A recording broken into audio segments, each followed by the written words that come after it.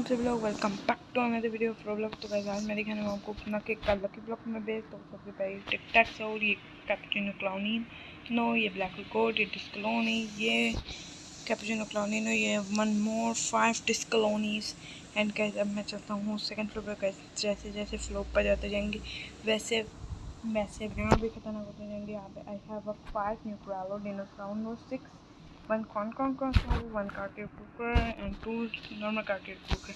Guys, I'm just on the best floor, my final floor, and I have this one pistoloni, and I have 2 chili.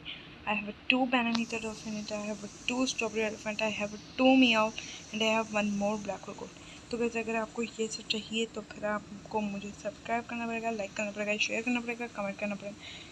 और guys मेरे पास money हो गई 1.1 nose N है, पता नहीं क्या है, और मेरी स्ट्रेंथ भी 1.1401 मिलियन हो गई। तो गाइस मैं मिलूंगा आपसे नेक्स्ट वीडियो में। देखो बाय बाय, पीस आउट, चलो शट।